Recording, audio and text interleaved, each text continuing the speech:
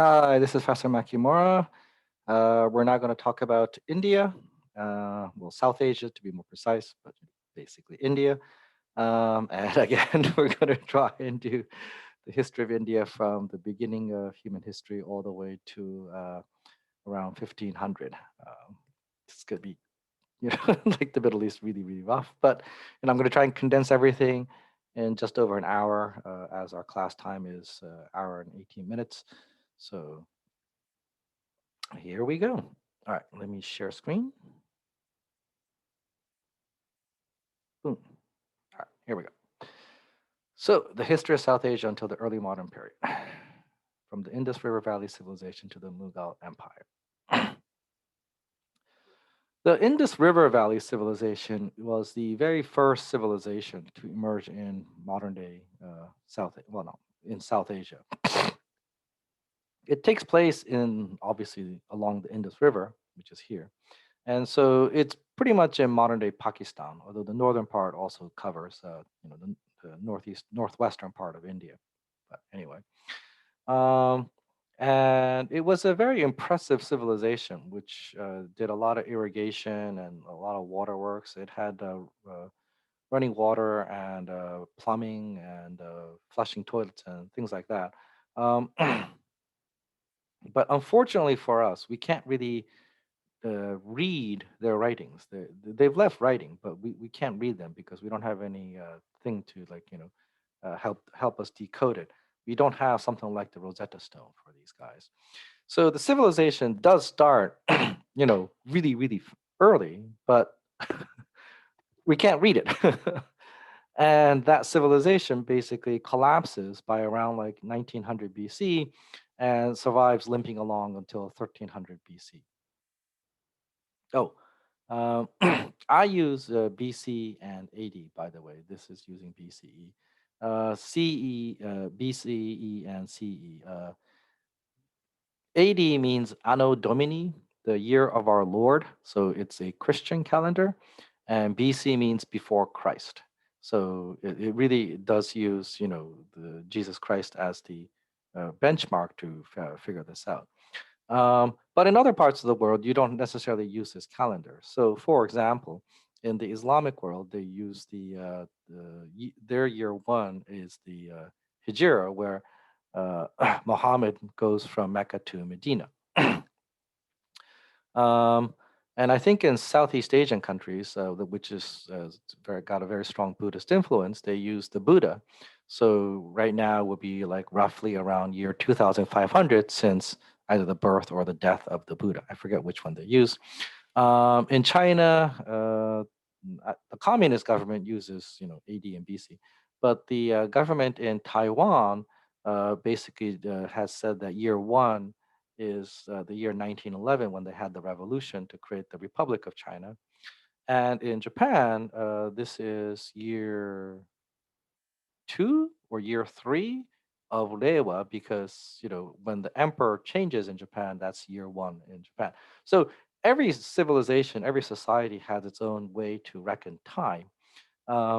And to say that 2020 AD 2020 is the common era basically is trying to paper over the fact that this is actually a Christian calendar and just impose the Christian calendar on everybody else. At least that's how I feel. So I refuse to use the whole idea of the common era thing because it's not the common era. Oh, and I think if you're Jewish, this year is like year 6,000 something or something like that because they start with year one in the Jewish calendar starts with Adam and Eve, I think, or the creation of the universe by God according to the Bible, or something like that. So everybody's got their own way of looking at it. It's not a necessarily a common era. uh, it's AD. It is the year of our Lord. There's nothing wrong with that. Just accept that fact and let's move on. Other places use different time schemes, so that's fine. Anyway, I got sidetracked there. So let's go back. The Indus River Valley civilization, as I said, was this very impressive civilization where we have a lot of archaeological evidence, but we can't decipher what's happening in there because we can't read their stuff. And we know that they also had trade links with Mesopotamia. And because Mesopotamia had trade links with Egypt, that means that all the way between Egypt Iraq, modern day Iraq, and modern day India had contact, going back and forth between these three places by boats. Um, now, why did this civilization collapse? Well, there are a number of theories. One theory is that there was this thing called the Aryan invasion, the Aryan invasion thesis. So, Aryans are actually the people from Central Asia. They're not, the Aryans that people have heard about possibly through, movies and stuff. It's not Hitler's thingy. Aryans literally are the Iranians.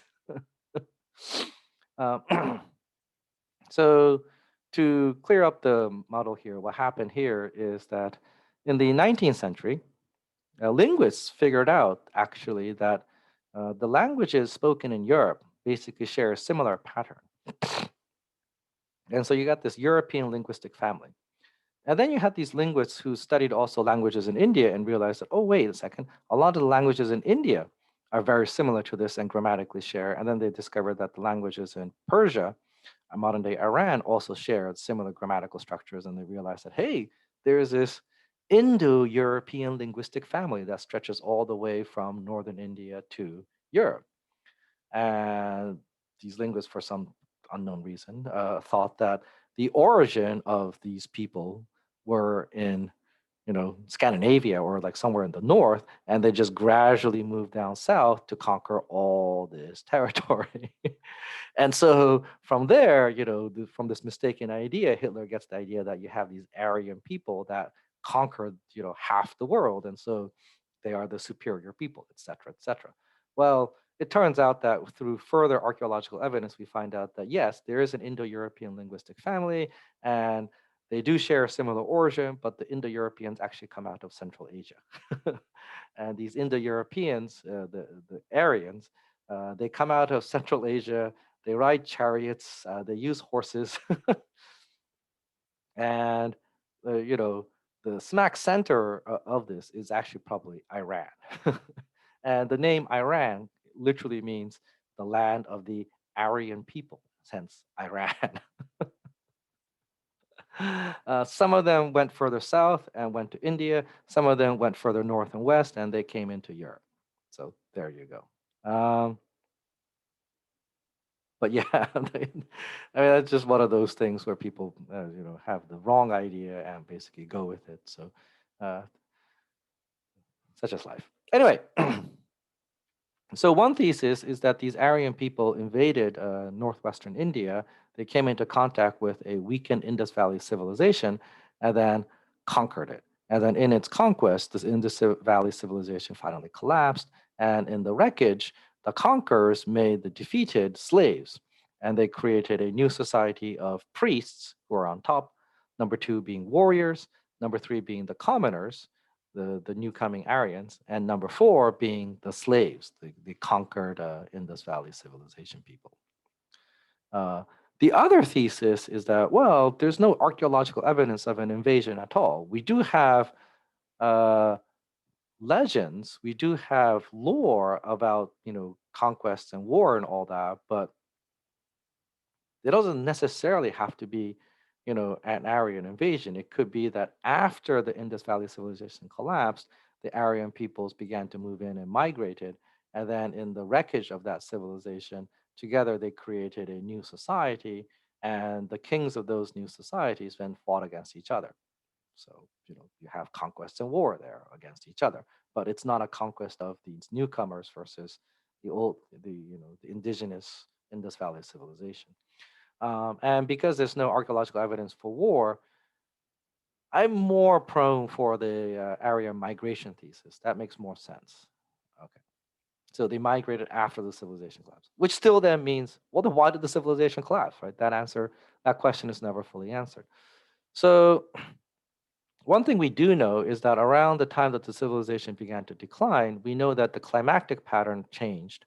And when the climactic pattern changed, one of the things that may have happened is that the rainwater, the water that was feeding the rivers up here that would eventually feed the Indus River down here began to dry up. And without water, civilization can't survive, right? Because, well, actually, no, the water's over here. The Indus is over here. this is a different branch, but the Indus is over here. Anyway, but these rivers up here, they began to dry up because they didn't get enough rainwater, and because if you don't have rainwater, you can't use it to divert it to do irrigation agriculture, and without food, civilization collapses. Boom, the Indus Valley civilization collapse. Uh, this is actually a very similar story to the Mayan collapse. The Mayan civilization was built in a heavily forested area, and they didn't have rivers. Instead, they relied heavily on rainwater. And what happened is that as the Mayan civilization began to develop, they chopped down a lot of the trees for fuel and to clear the land for agriculture and all that. And when they chopped down too many trees, now then the rainforest can't gather the water in the ground to pump it into the atmosphere to turn into clouds. And so you get droughts, and then with the droughts, the Mayan civilization collapsed. That one we have enough archaeological evidence and we have written evidence to sort of like back it up to say that's probably what happened. I'm more inclined to believe that that's what happened to the Indus Valley civilization there as well. Not necessarily, the trees being chopped down, but I think climatic change, not enough water, and then civilization collapsing. And so the Indus River Valley civilization collapsed, and then in this wreckage, the Aryan people began to migrate in, they intermingled with the locals, and then they created a new society. So that new society is sometimes called Vedic culture. It's not called a civilization because for about 1,000 years, you don't see big cities. Big cities, major cities do not exist for this 1,000-year period after the fall of the Indus Valley civilization.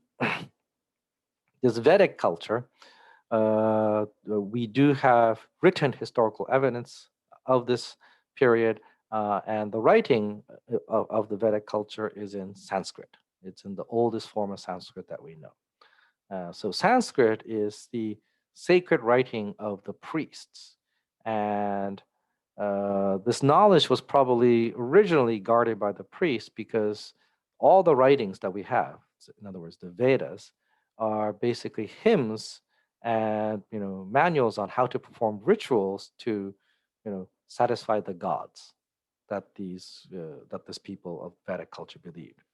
So this religion of the priests is sometimes called Brahmanism. And it's called Brahmanism because the priests are sometimes called Brahmins. Well, the priests are called Brahmins in the Sanskrit language. So it's the religion of the priests, hence Brahmanism. Um, and because only the priests can talk between the humans and gods, priests are number one in this Vedic culture. They are more important than kings. Kings are part of the second caste called Kshatriya, the warriors. The warriors, the kings, the soldiers, the aristocrats, these are all Kshatriya, but they must still bow down to the Brahmins because the Brahmins are the only ones who can talk to the gods and make sure that the bounty of the gods fall onto people. Underneath them are the commoners, otherwise known as the Vaishya, and then beneath them are the slaves, the Shudra. This is the original caste system, right? Now here we have to be very careful. The word caste has let me do a very quick history of the word caste as well. The word caste is actually originally Portuguese. Um, the Indians used initially this thing called Varna. Varna was the way to divide the four societies, the four classes in Indian society at this point in time. However, this Varna as a system collapses by the time the Portuguese had arrived. And by the time the Portuguese arrived, you actually get a new system, a system based more on occupation that have begun to emerge. So that's actually called jati. And the Portuguese translated that as caste. So then what happens is that in the 19th century, as people then begin to look back into Indian history, they discover that the Indians had this thing called Varna. The Brahmins have been talking about it as well. They hadn't forgotten about it. They were on top. Um, and so the English language word caste is then used to describe both the jati, the occupational grouping system that the Portuguese encountered, and the ancient Varna system. So the word caste actually refers to two separate things. And because today English is the second official language, not second, but is one of the official languages in India, and a lot of people in India study English as their second language.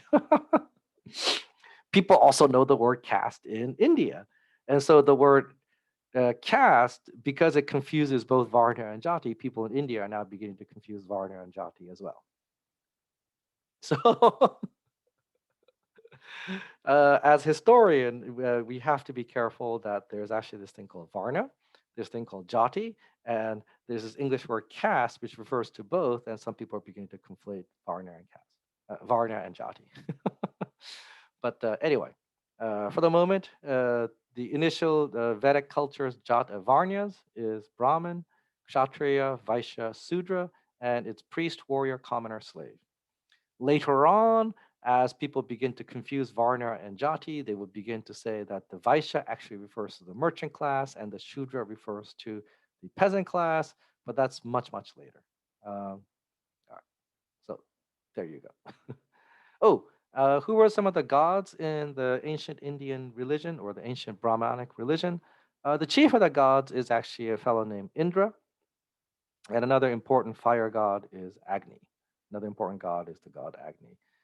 Indra is like Zeus. He's the god of the heaven, god of the sky, right, and thunder.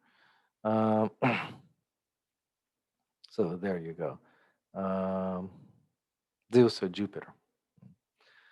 Uh, I think Marduk is the Babylonian god that's the equivalent of Zeus or Jupiter. That's right.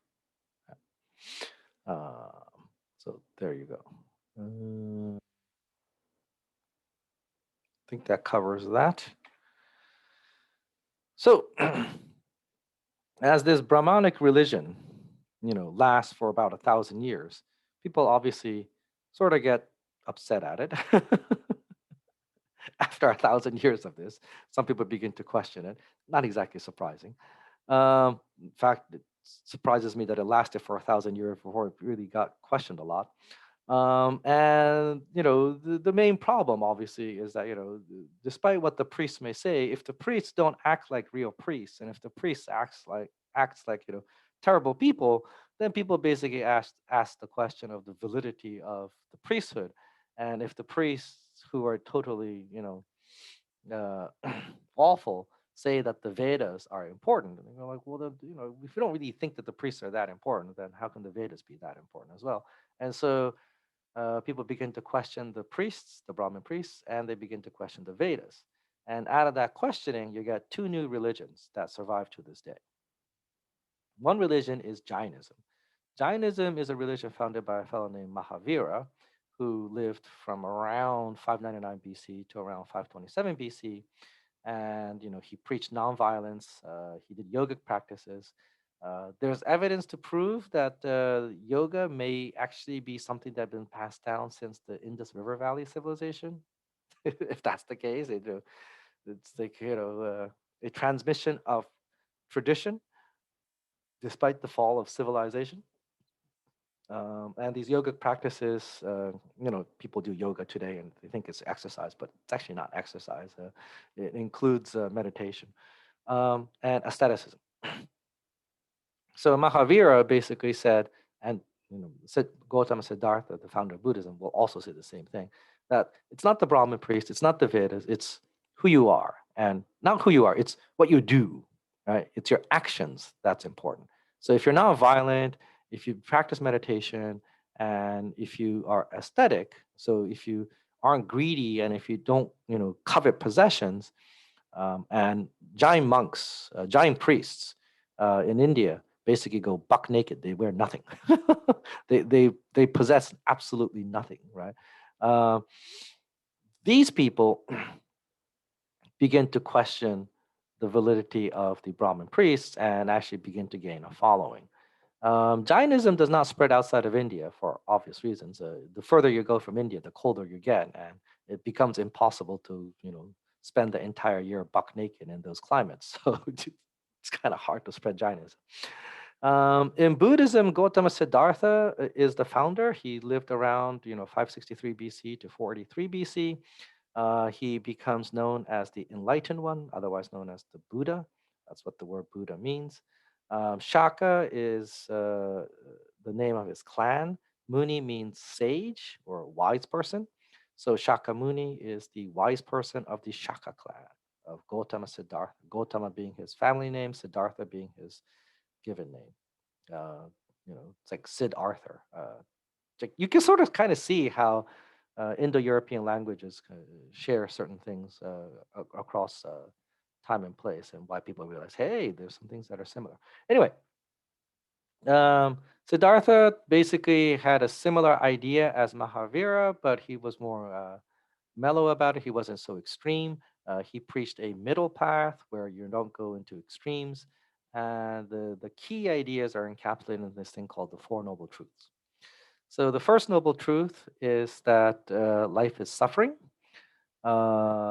This suffering is caused by desire. That's the second noble truth. The third noble truth is that if you want to end the suffering, then you have to end the desire. And the fourth noble truth is that, well, to end those desires, you have to follow the Eightfold Path. And if you follow the Eightfold Path, meaning if you become a Buddhist monk, you will basically be released of your suffering and you will no longer be reborn in the cycle of rebirth. Um,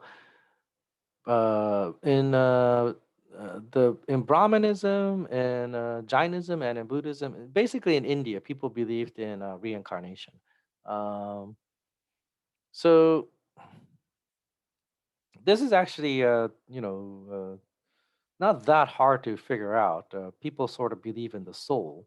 So people ask the question, well, what happens when you die? And well, you have a soul and your soul goes somewhere, right? So in ancient Greece, your soul went to the underground, to the underworld, to Hades. And if you were a good soul, then your soul went to a good part of Hades, which was the Elysian Fields, and your soul went to the bad part of Hades if you're a bad person, which was Tartarus.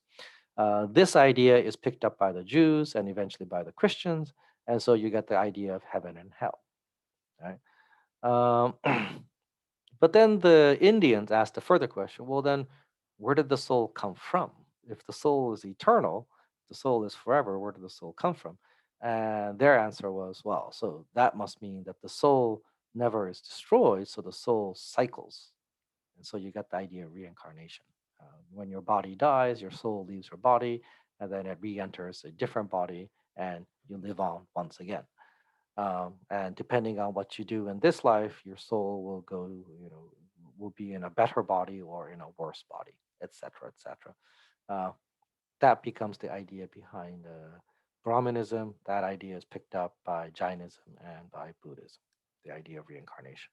But if you believe in this reincarnation, then now you realize that, Siddhartha's point of the first noble truth, life is suffering. So, for example, you might think that right now life is good because people are young, you're healthy, everything is going fine. But eventually, your grandparents will die, your parents will die, and if you're really unlucky, your children will die before you.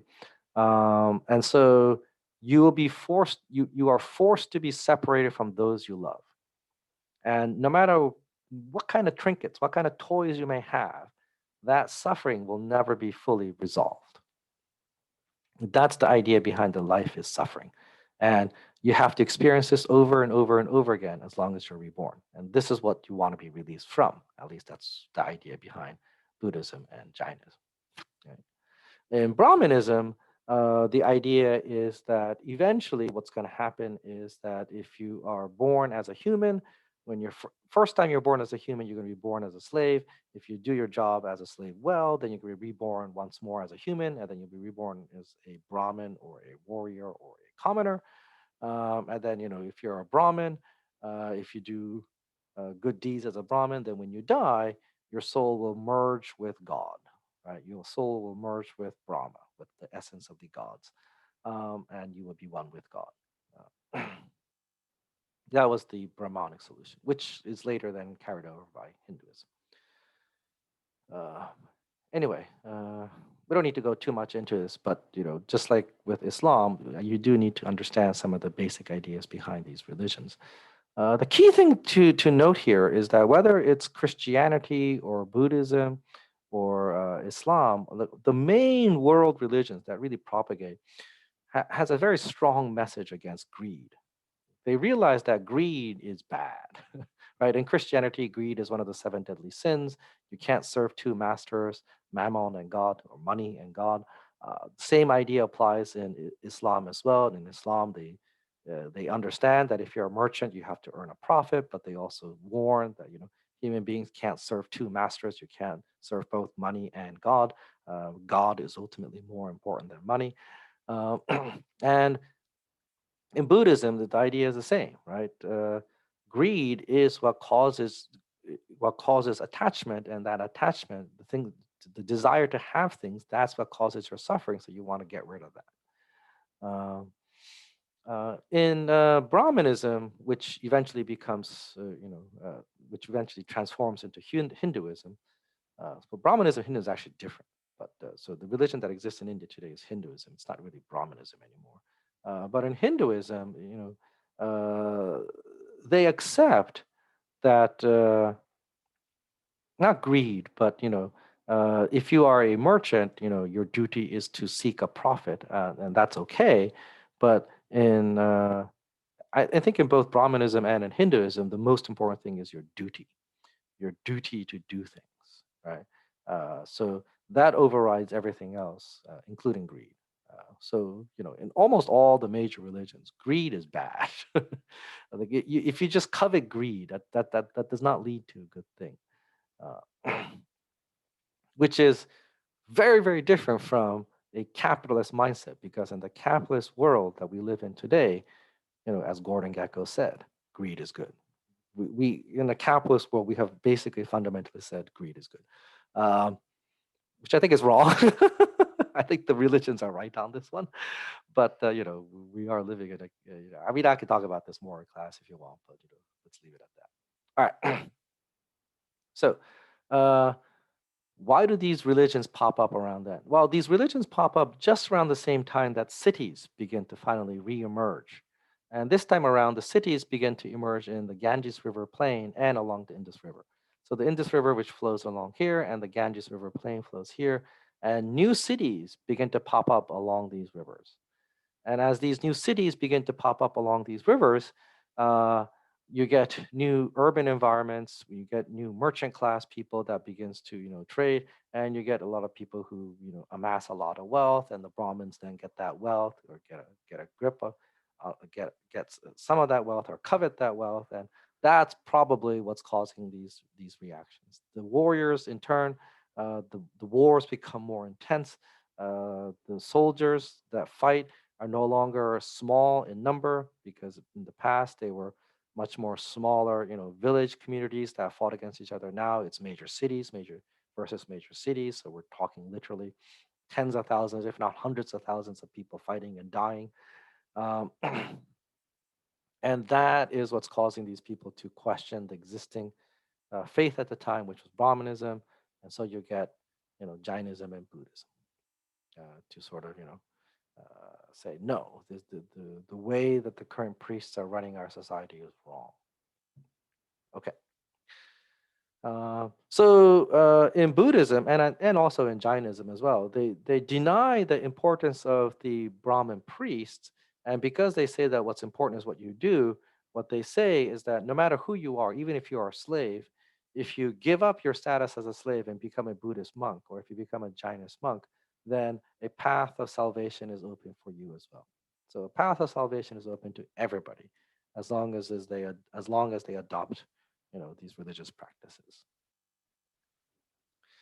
So city states,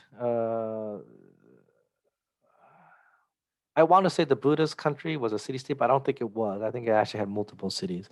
But the Buddhist country was an aristocratic republic, and his father was appointed as king. So the Buddha was born as a prince. Um, and their capital, the Shaka clan's capital, was Kapilavastu. And then eventually you get kingdoms, powerful kingdoms like the Magadha kingdoms, and these kingdoms then gobble each other up, and eventually you're going to get an empire. So the first empire to unify India in this rate is the Maurya Empire. I'm going to move that up here. And here's what the story goes. I don't know how accurate the story goes, but according to legend, the founder of the Maurya Empire is a fellow named Chandragupta Maurya. And Chandragupta Maurya actually met Alexander the Great when he was young. And after Alexander the Great died, his general Seleucus controlled most of this area here. So that's the Seleucid Empire here. And Chandragupta came into an agreement with Seleucus, gave him elephants, and set a new border over on this side. And once that border was set, then pushed this way to conquer all this territory. Right, Chandragupta and then his grandson Ashoka, they conquered all this. And according to legend, Ashoka fought one major campaign towards the middle of his reign against Kalinga, which is this area over here. And something like 300,000 people died, or some ridiculous number died. He saw the carnage. And after seeing the carnage, he said, all right, that's it. I'm done with war. I'm going to be a Buddhist. And Ashoka became a pacifist and adopted Buddhism and tried to spread the religion of Buddhism throughout his empire and began to build pillars all across the domain. So because Ashoka built these pillars and we have these archaeological stuff out there, and now with that marker, we can actually date the Maurya Empire, and the Maurya Empire is dated to around 322 BC to around 185 BC. Whoa, I don't mean to do that. How do I delete this? Delete slide. Right. So this is the first empire to have more or less unified India, but it doesn't last too long. It lasts only about like 130 years, and then it collapses. One side effect of the rise of the Maurya Empire is the possibility that when the Kalinga kingdom was destroyed over here, the people basically fled by boats and they went eastwards and they settled along Southeast Asia. Uh, I don't know if the settlement of Southeast Asia started this early or not, but we do know that there were many Indians who settled in Southeast Asia during this period in history, from around 500 BC onwards, till around 8th century, 800 AD or so. A lot of Indians basically left India and settled over in Southeast Asia. So there you go. All right. The Maurya Empire collapses. After the Maurya Empire collapses, you have many kingdoms. One of the noteworthy kingdoms is a Greek kingdom, right? So here's the very interesting thing that happens. Alexander the Great conquers this vast territory. There's actually this city called Alexandria on the Indus. So this city was conquered, this city was created by Alexander the Great, right? So Alexander the Great conquers all this territory. His generals basically set up countries over here. But Seleucus and his descendants eventually lose control over Persia.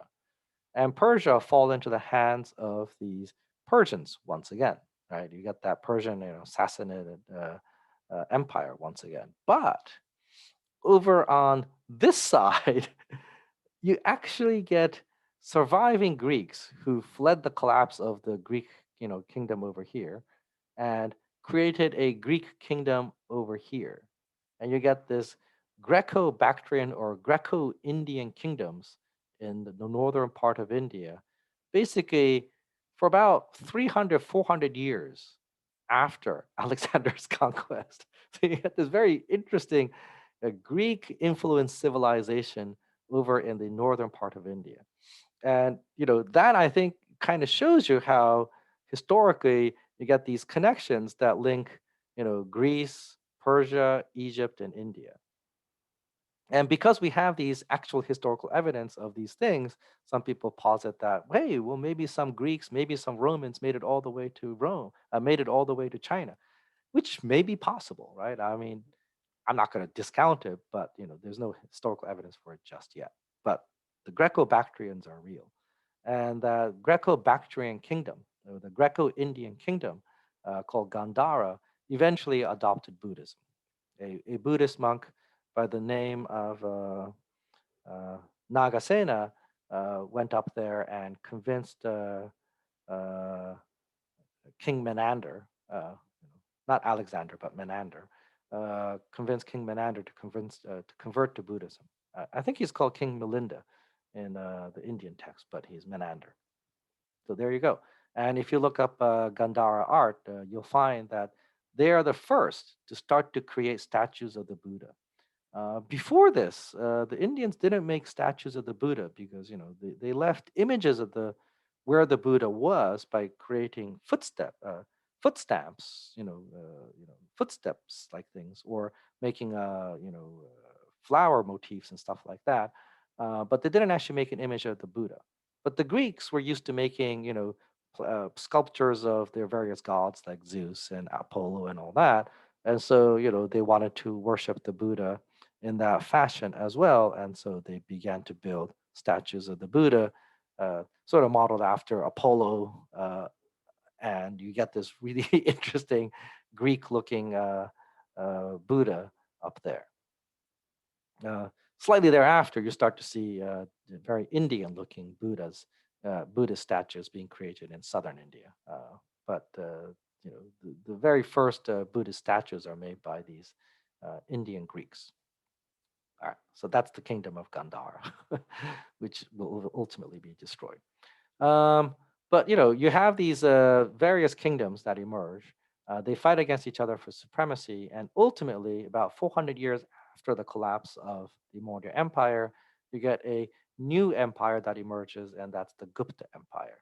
So the Gupta Empire is founded by Chandragupta, um, otherwise simply just called Gupta, and uh, he is more of a supporter of a new religion that emerges, and that religion is Hinduism.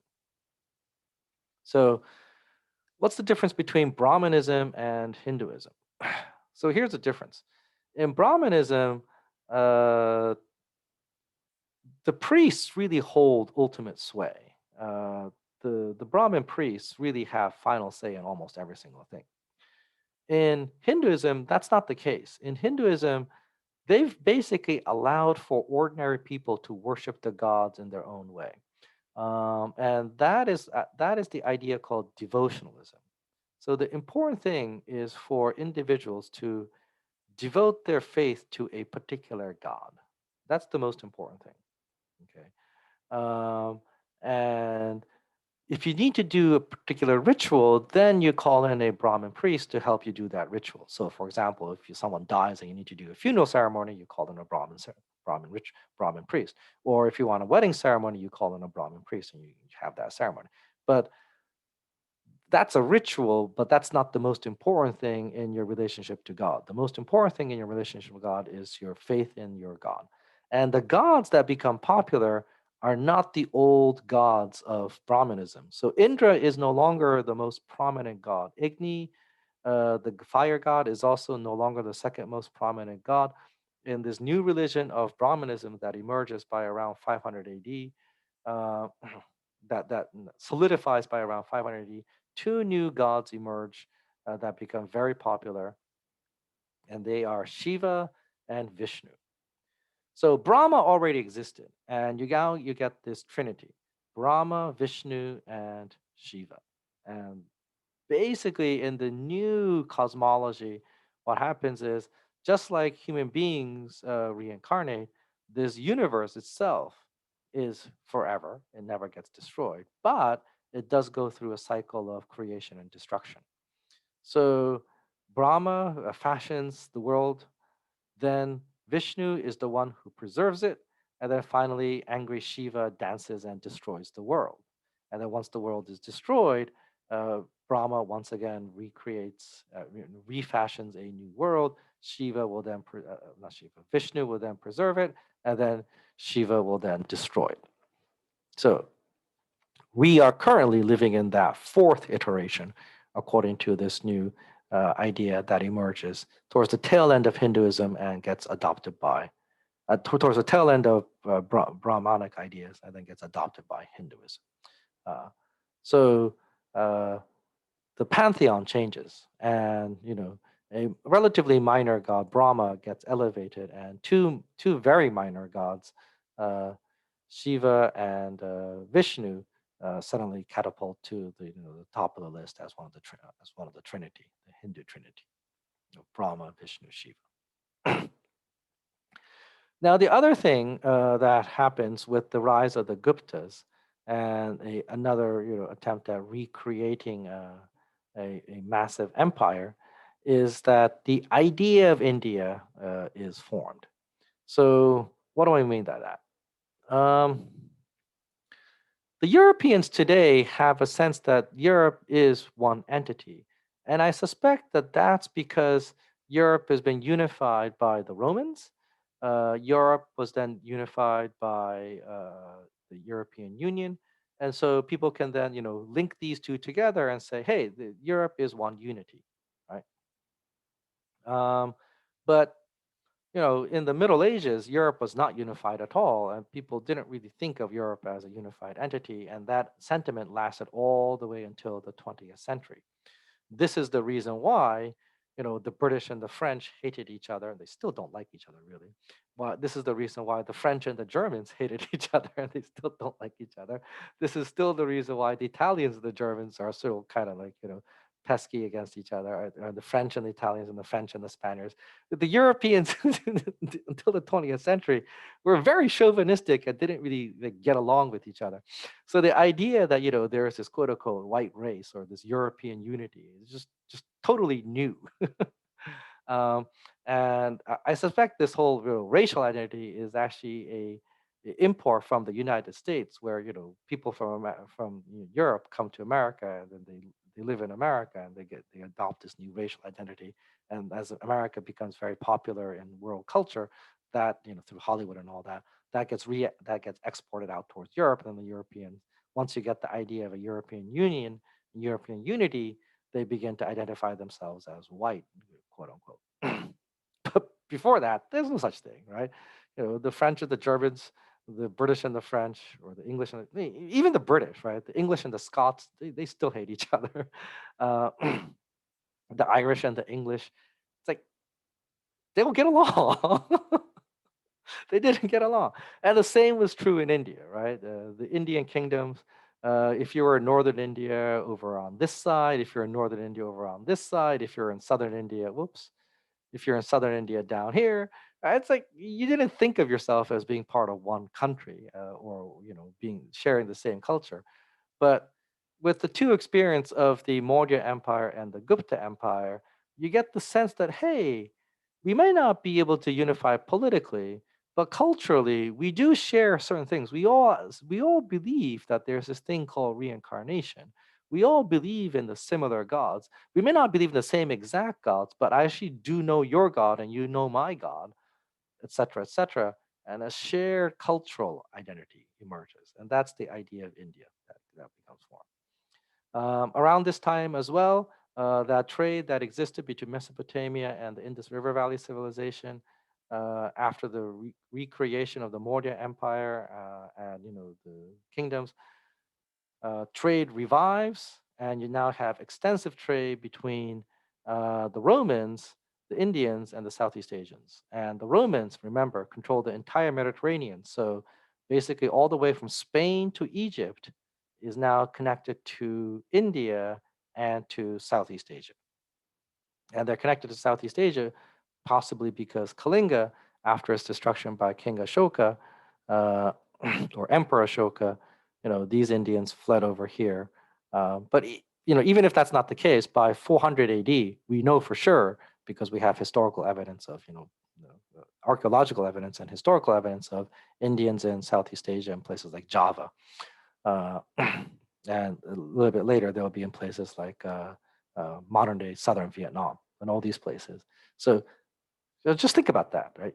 We're talking just like 400 AD, 500 AD, and all the way from Spain or Britain, because Rome controls Britain in 300, 400 AD, all the way from Spain and Britain to Egypt, to Iraq, to Iran, to India, to Indonesia, to southern Vietnam is connected by trade.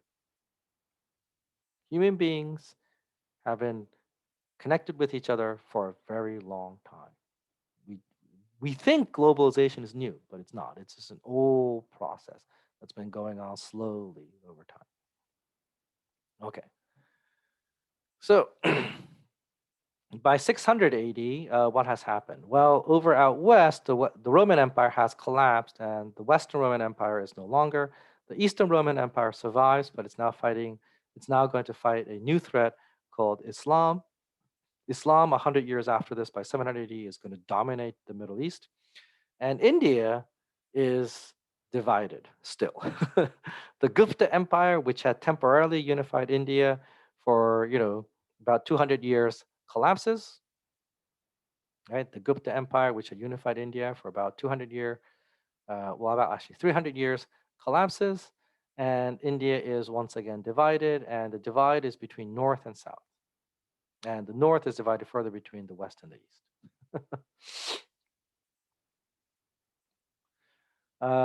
Culturally, Brahmanism is being replaced by Hinduism, and as a religion, Buddhism is also slowly dying.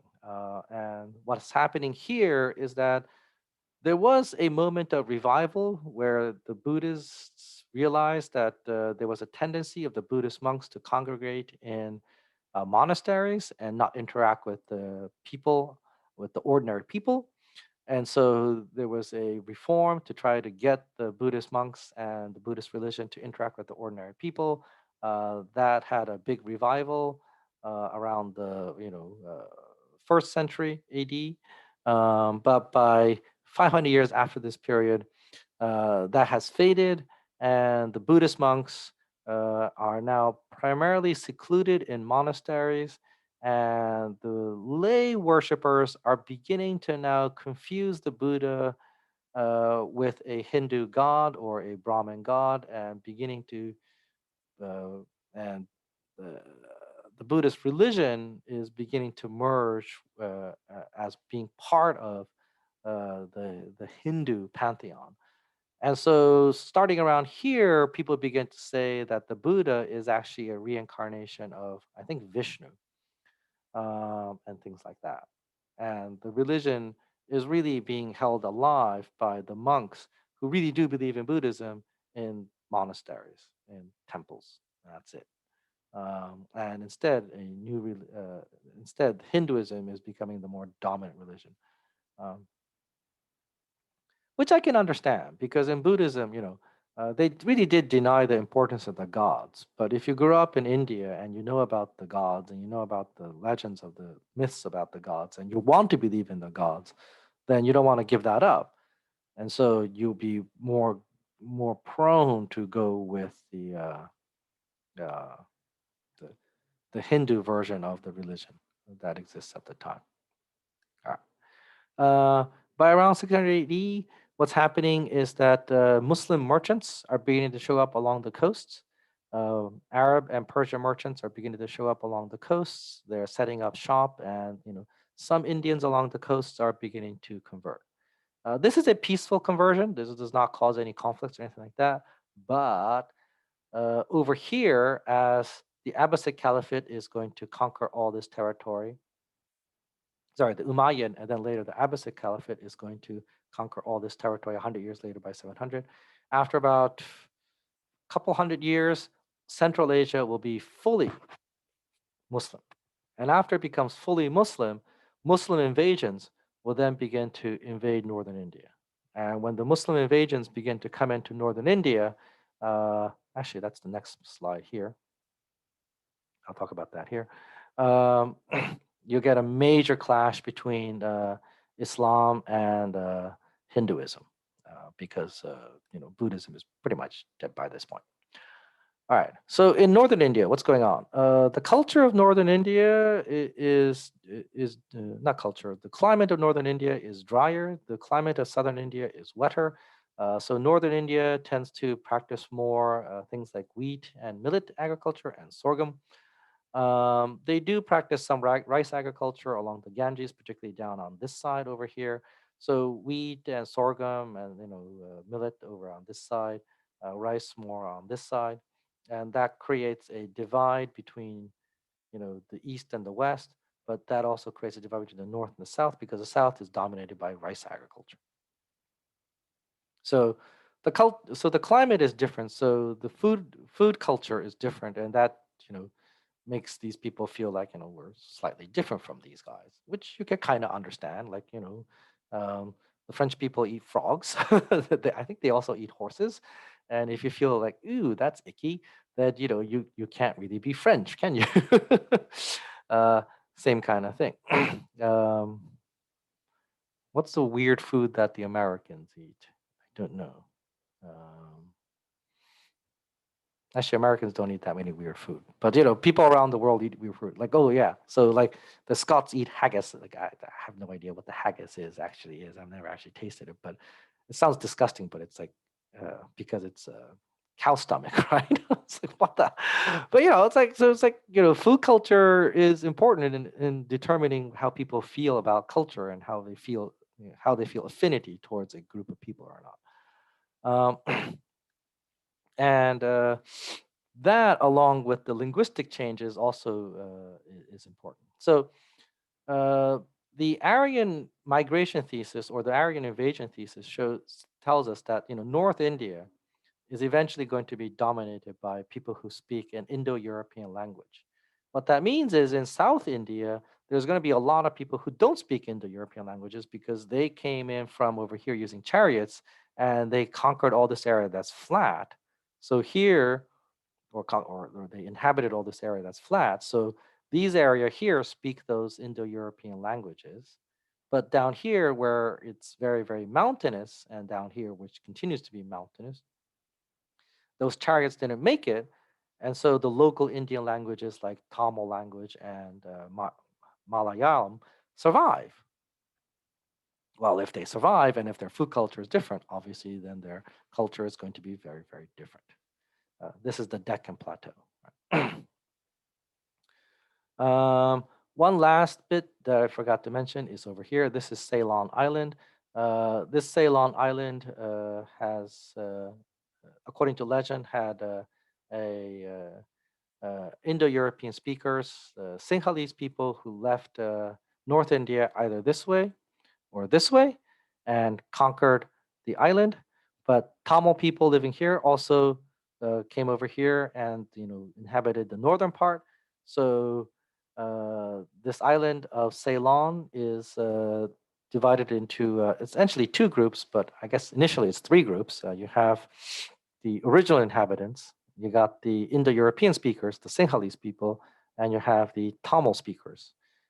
I think not I think. Today, it's basically two groups: the Sinhalese people, the Indo-European speakers, and the Tamil speakers. That's it. um, and the Indo-European speakers, after they got proselytized by King Ashoka's son, who became a Buddhist priest, uh, the Sinhalese people are Buddhists, whereas the Tamil people are Hindus. And there you go. So that's South Asia, right? India, Sri Lanka, Pakistan, Bangladesh. Right? India here, Sri Lanka down here, Pakistan over here, Bangladesh. That's South Asia.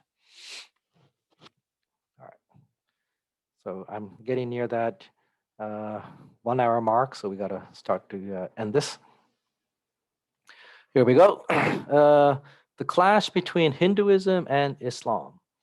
So I know that in the Western context, a lot of people talk about how Islam and Christianity were rivals, and that there was this bloody history between Islam and Christianity. And every time I hear that, I was like, people just don't know enough about history.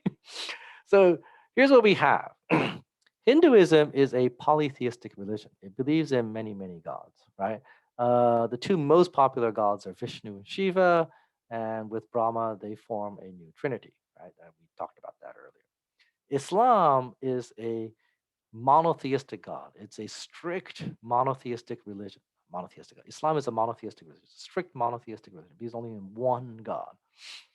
So when they arrive through trade, they're not conquerors or anything like that. But when the conquerors begin to arrive, the most important conqueror or the most notable conqueror is Mahmud of Ghazni, this guy who lived from 971 to 1031. how do you think they react to the polytheists of India? All right, Christians and Jews were accepted as, fellow believers in monotheism. Even the Zoroastrians were also sort of like grudgingly accepted as fellow believers in the idea of a one God, right? Because in Islam, which is formed, after Christianity, they also have the idea of Satan. So the Zoroastrian idea that there's the god of light and the god of darkness. It's like, okay, we can get that too. But when they react to the idea of Vishnu, Shiva, and Brahma, they go like, no, they're not gods. You guys are demon worshippers. They're nothing but devils. They're nothing but demons, right? They're idols. They're not real gods. And so the conquest was really, really bloody. Mahmud of Ghazni, the ruler of Eastern Persia and Central Asia, after he creates his own kingdom, basically makes a vow to make raids into India to convert the heathens.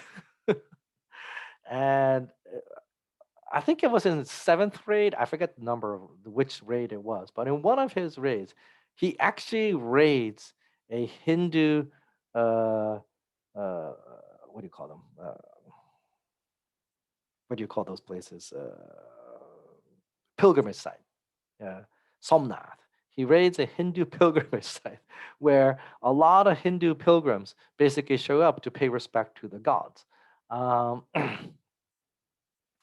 So not only are there a lot of religious, zealots showing up to the city, you also have, priests in that city, defending the main temple there. And Mahmud of Ghazni laid siege to that city, and then basically lays waste to that city, kills, all the priests who tried to defend the temple, kills all the people who, tried to, defend the temple and all that. And not only that, he marches into the temple itself, sees the giant symbol of the local god. I think it's linga. I want to say it's the god Shiva, but I could be wrong.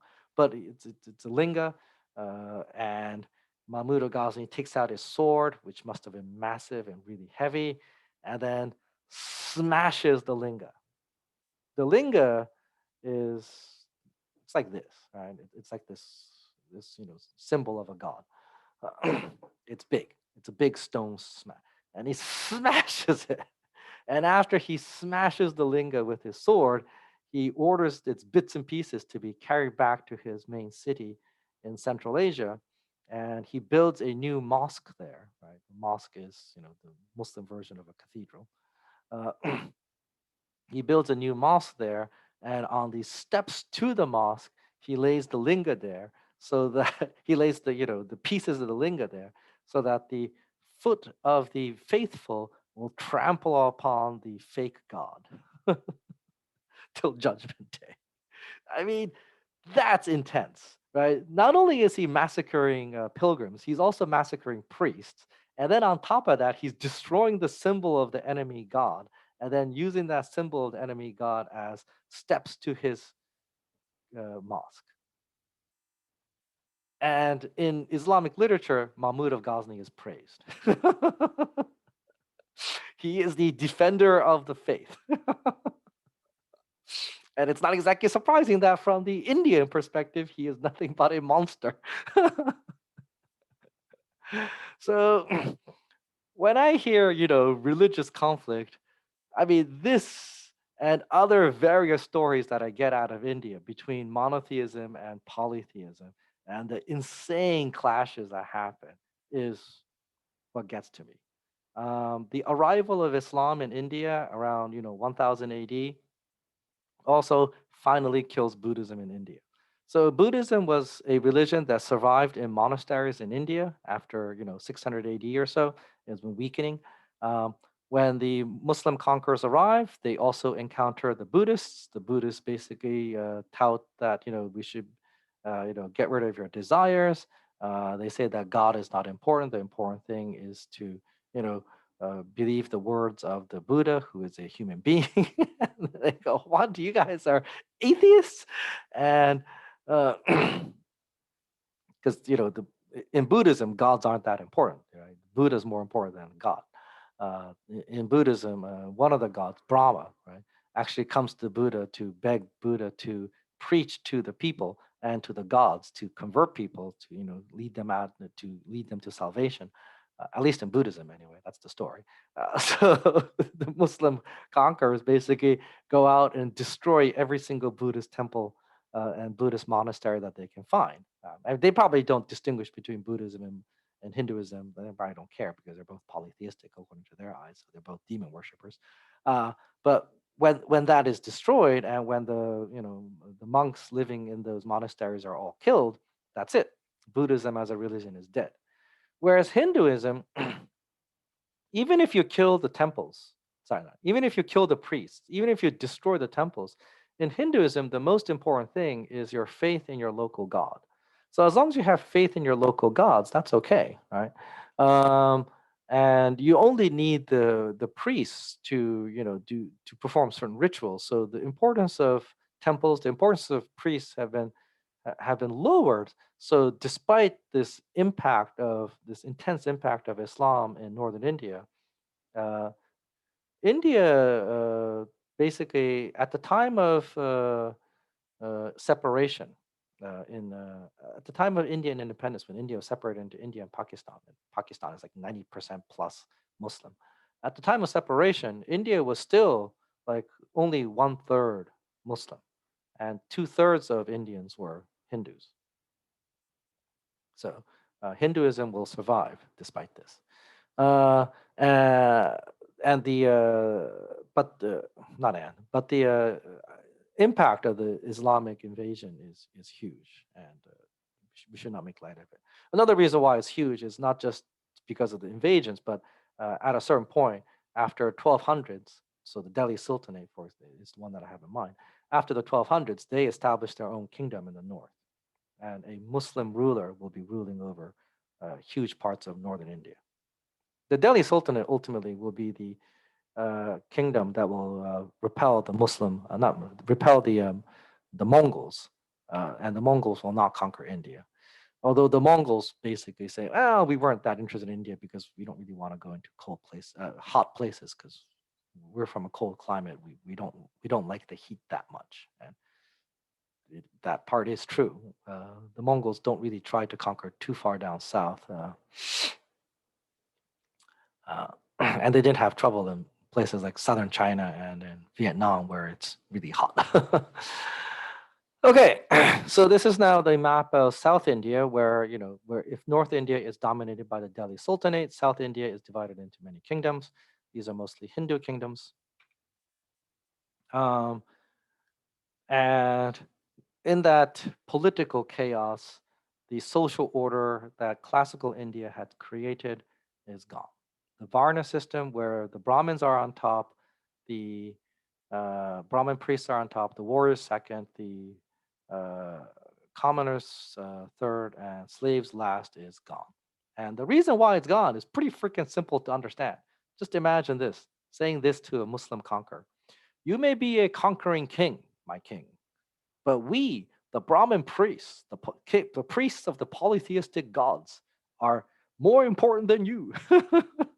I could just imagine the Muslim sultan looking at him and was like, all right, chop his head off. I don't need to listen to this drivel. It's like, according to Allah, all Muslims are equal, period.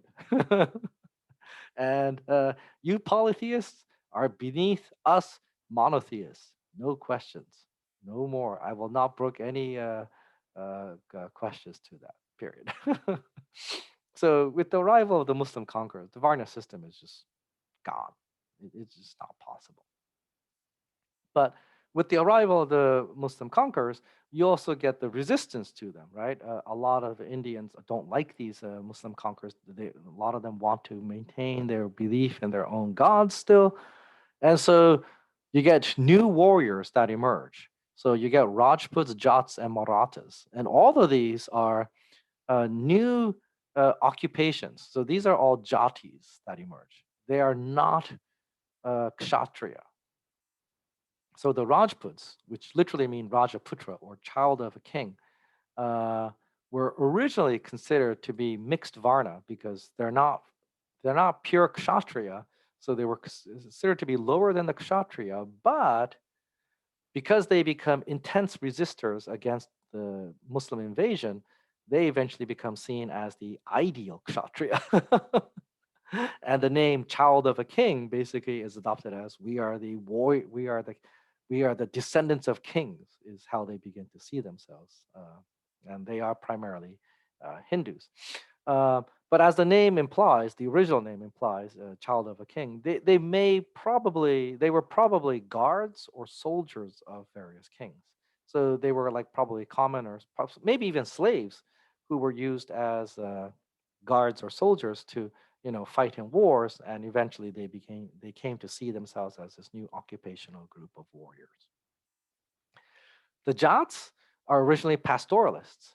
So pastoralists are way, way, way on the bottom. Sometimes hunter gatherers in India are considered to be outcasts, literally. So they're not part of the caste system at all. They're not even slaves. They're treated worse than slaves, right? And pastoralists are around there, right? Because they don't own land, uh, and they're constantly moving around. So they have no local identity, and for that, pastoralists were originally seen as really, really low, uh, if not literally outcasts. But anyway, these people too take up arms to defend themselves. But because these people weren't necessarily, too invested in the Brahmanic or Hindu religious system, because they were outcasts, many of them convert to Sikhism, and some of them convert to Hinduism. Sorry, some of them convert to Islam, and many of them also are Hindus, right? So they're not religiously, what's the right word, unified like the Rajputs are, but they also are an occupational group of warriors. So by taking up arms to defend themselves, they become warriors, and they come to see themselves as warrior farmers. They stop their pastoral lifestyle and they become a more sedentary lifestyle. The Marathas, which will emerge by around 1400s or so, they were also originally commoners. Not also, they were originally commoners. So people like peasants, carpenters, blacksmiths, and shepherds who took up arms, and they are primarily Hindu. So Rajputs, Jats, and Marathas are three new groups of warriors that emerged during this chaos to defend themselves. And as warriors, they begin to assert their place within the Hindu hierarchy, as higher than their original place. And so, what this shows you is that the Varna system of priest, warrior, commoner, slave, or priest, warrior, uh, merchant, farmer had collapsed, and social groups are now very fluid and mobile, and people are going up and down depending on what role they play. And when the Portuguese show up in 1498, right? When the Portuguese show up, then they see these occupational groups and they begin to call them caste. So that's actually jati. The occupational groups are jati, and that's why the word caste is very confusing. I hope that explains it. If this is still too complicated, let me know and I'll explain further in class. All right. So by the time the Mughals will arrive, in the 1500s. India is a key player in the global trade. Global trade, I'm going to talk more when we get to China, because the Mongols are going to be the ones who actually have a grand vision to link it all together. But the Indians are a key player because they export cotton cloth and they export spices, specifically the most important spice, which is black pepper. And I talked a lot about the Muslim Hindu clash, but I also want to make clear that it's not purely a religious clash. Sometimes it's Muslim versus Muslim. Sometimes it's Hindu versus Hindu. Sometimes it's Muslim allied with Hindu versus Hindu allied with Muslim. It's not just Muslim versus Hindu. Okay. So, it's in this mess that Babur, the founder of the Mughal Empire, will arrive, and his grandson Akbar will then conquer all of northern India, and then his great grandson Aurangzeb will conquer almost all of India, and India will be unified for the third time. Right, first time around was the Maurya Empire. The second time around was sort of under the Gupta Empire, and the third time is the uh, Mughal Empire. And then the fourth time will be under the British. And India will then, from that point onwards, be unified. So, uh, like we could talk more about this, but I don't really feel the need to. But the Afghan Empire here actually refers to the Delhi Sultanate. The Rajputana refers to the various Rajput kings to the west. As I said, the Rajputs see themselves as ideal kshatriya, as warriors who defend the Hindu faith. Like one of the stories that we have is that when a Rajput town is surrounded by a Muslim army and they know that there is no escape and that they are going to lose the town, what the defenders do is the defenders kill their family, they kill their wives and children, then they put them on a funeral pyre, then they take the ash of their dead and they smear the ash on their bodies, and the warriors then go out the gates and die in battle against the Muslim enemy. It's like this is what I mean. Like that's real religious conflict. The conflict that you see between Christians and Muslims is peanuts compared to the conflict that you see in India between the monotheists and the polytheists. Bengal is also the Muslim kingdom over here, but Bengal is the most wealthiest. Yeah, it's the wealthiest province of India. This is the richest province of India. It's like India's California. Um, and the primary Hindu kingdom is down here, Vijayanagar, down here, which you saw down here, Vijayanagar, right? Okay, so periodization of South Asia. Actually, if you drop the Indus Valley civilization part, you can actually take the Western style three-part history of Old, Middle, New and adopt it here as well. So you can get classical India from the Mauryas to the Guptas from around 500 BC to 543 AD, about 1,000 years. Then you get medieval India from the time of the Guptas from 543 AD to 1526 AD, about 1,000 years again.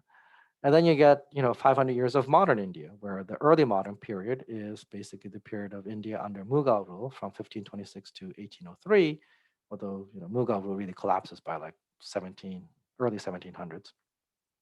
And then modern India from 1800 to the present, where for the first 150 years it's ruled by the British, colonial India. And then, from 1947 to the present is independent India. So you can actually take the old, middle, new and apply it to India here. So there you go. All right, I think I've went over the hour and 18-minute mark, but this is it. I will see you guys in the next video. All right, take it easy, guys.